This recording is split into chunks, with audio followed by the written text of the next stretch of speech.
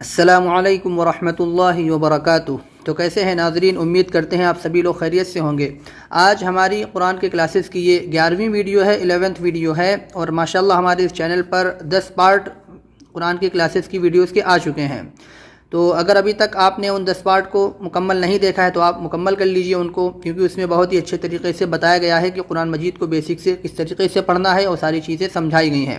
تو وہ تو آپ کو ضروری ہی دیکھنا ہوگا، اس کے بعد میں ہی آپ آگے اچھے سے پڑھ سکیں گے۔ تو کل کی ویڈیو میں ہم نے پارٹ 10 میں زیر کو سیکھا تھا کہ زیر کیا ہوتی ہے اور زیر کی آواز کدھر کو جاتی ہے۔ تو امید کرتے ہیں زیر والا پارٹ آپ کو سمجھ میں آ گیا ہوگا، اور زبر ہم پہلے ہی پڑھ چکے ہیں، تو زبر اور زیر 2 حرکت ہماری مکمل ہو جائیں گی آج انشاءاللہ۔ کل ہم نے آپ کو سمجھا دیا تھا، لیکن جو باقی 2 لائنیں نیچے کی ہیں وہ آج کی ویڈیو میں ہم لوگ سیکھ لیں گے، پھر انشاءاللہ اس کے آگے ہم لوگ پیش سیکھیں گے اگلی ویڈیو میں۔ تو اگر ابھی تک آپ نے ہماری پچھلی ویڈیوز نہیں دیکھی ہیں تو آپ پہلے دیکھ لیجئے ان کو، لنک آپ کو ڈسکرپشن میں مل جائیں گے، تاکہ آپ کو زیادہ ادھر ادھر ڈھونڈنا نہ پڑے، آپ آسانی سے ویڈیوز کو دیکھ لیں۔ تو آئیے آج کی ویڈیو شروع کرتے ہیں۔ اعوذ باللہ من الشیطان الرجیم، بسم اللہ الرحمن الرحیم۔ اعوذ باللہ اور بسم اللہ اچھے سے پڑھنا میں نے آپ کو پارٹ 1 میں سکھایا تھا کہ کس طریقے سے اعوذ باللہ اور بسم اللہ پڑھنا چاہیے۔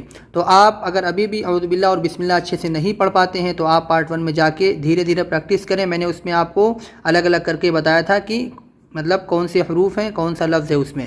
تو آپ کو چاہیے کہ آپ اس کو اچھے سے سیکھ لیں، کیونکہ اعوذ باللہ بسم اللہ بنیادی چیز ہے۔ قرآن مجید شروع کرنے سے پہلے ہم کو اعوذ باللہ اور بسم اللہ پڑھنا ہوتا ہے۔ تو اگر ہم اعوذ باللہ بسم اللہ اچھے سے پڑھنا جانتے ہیں تو پھر تلاوت بھی انشاءاللہ اچھے سے کر پائیں گے۔ تو آئیے آج کا سبق دیکھتے ہیں۔ ہم نے کل حمزہ زیر ای، با زیر بی، تا زیر تی ایسے پڑھا تھا، اور ای بی تی ایسے بھی میں نے آپ کو بتایا تھا کہ آپ ایسے پڑھیں پہلے پورا ہجے سے، پھر اس کے بعد میں آپ بیک کر کے پڑھیں، الٹا پڑھیں، تاکہ آپ کو سمجھ میں آ جائیں حروف۔ ایسا نہ ہو کہ آپ کو ادھر سے تو رٹا ہوا ہو لیکن ادھر سے پڑھنے میں آپ کو دقت ہو، تو یہ چیز نہیں ہونی چاہیے۔ آپ کو پہچان کے کہیں پہ بھی پوچھا جائے تو آپ فوراً بتا دیں کہ یہ سی ہے، یہ غی ہے، یہ بی ہے، یہ می ہے، اس طریقے سے۔ اور میں نے ایک چیز بتائی تھی کہ زیر کو معروف پڑھا جاوے اور مجہول آواز سے بچا جائے، زیر کی آواز نیچے کو جاتی ہے۔ اس کا مطلب میں نے بتایا تھا کہ را زیر ری ہونا چاہیے، رے نہیں ہونا چاہیے۔ ہا زیر ہی ہونا چاہیے، ہے نہیں ہونی چاہیے، ٹھیک ہے۔ اگر یہ ایبیلی ہے تو اس کو ایبیلے نہیں بولیں گے، ایبیلی۔ آواز بالکل نیچے جانی چاہیے، بالکل بھی زیر کی آواز مجہول یعنی کہ اٹھنا نہیں چاہیے، نیچے ہی جانا چاہیے، بالکل ڈاؤن ہونا چاہیے آواز۔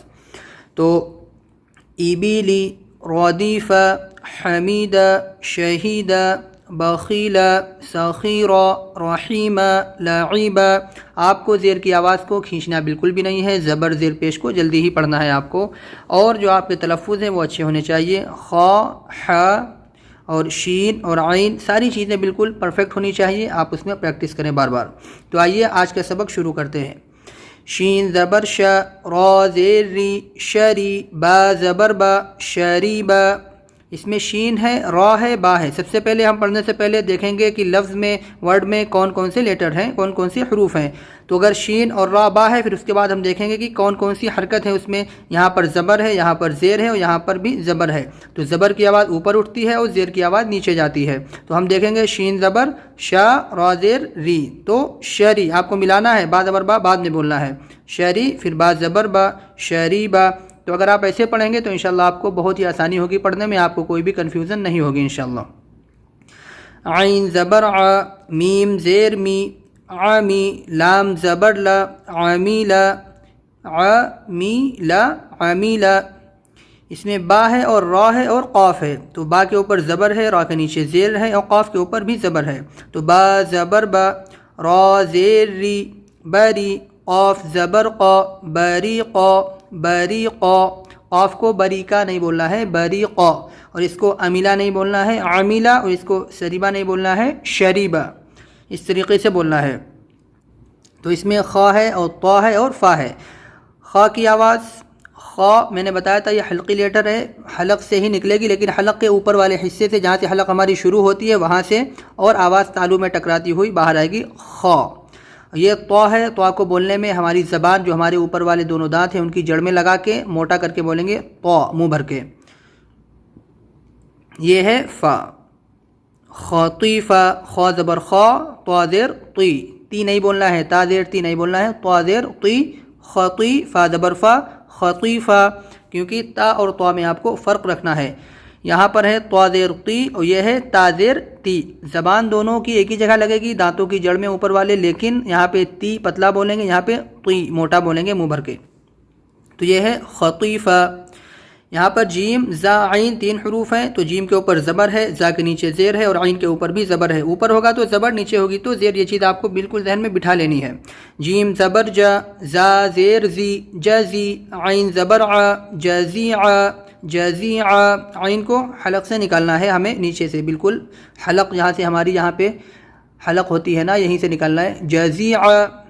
سین زبر سا، قاف زیر قی، سقی، میم زبر ما، سقیمہ. اس کو سکیمہ نہیں بولنا ہے، یہاں پہ قاف ہے تو آپ کو سختی سے اپنے تالو سے آواز نکالنا ہے اوپر سے قا، سقی، سقیمہ.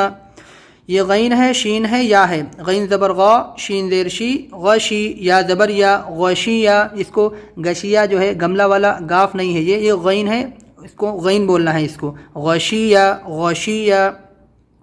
نون زبر نا، سین زیر سی، نسی. یا زبر یا، نسیہ. اس میں نون کے اوپر زبر ہے، یہ نون ہے، اس کو زال اور زا نہیں پڑھنا ہے، یہ نون ہے کیونکہ نون ملا ہوا ہے. کبھی بھی زا اور زال لفظ کے شروع میں مل کر نہیں آتے ہیں، یہ چیز آپ یاد کر لیں. اگر ملا ہوا ہے تو نون ہی ہوگا، کیونکہ زا اگر شروع میں آئے گا تو ایسا ہوگا، زال ہوگا تو ایسا. اگر نون ہے تو وہ ملا ہوا ہوگا، اور نون آخر میں جو ہے الگ آتا ہے. تو یہ چیزیں آپ کو دھیرے دھیرے سمجھ میں آ جائیں گے، آپ پریشان مت ہوں. بس آپ یہ سمجھ لیں کہ یہ نون ہے اگر ملا ہوا ہے تو، نون سین یا نسیہ. تو امید کرتے ہیں سمجھ میں آ گئی ہوگی. آپ کو بتا دیتے ہیں ایک بار روانی سے متن. شریبہ، عامیلہ، بریقہ، خطیفہ، جزیعہ، سقیمہ، غشیہ، نسیہ.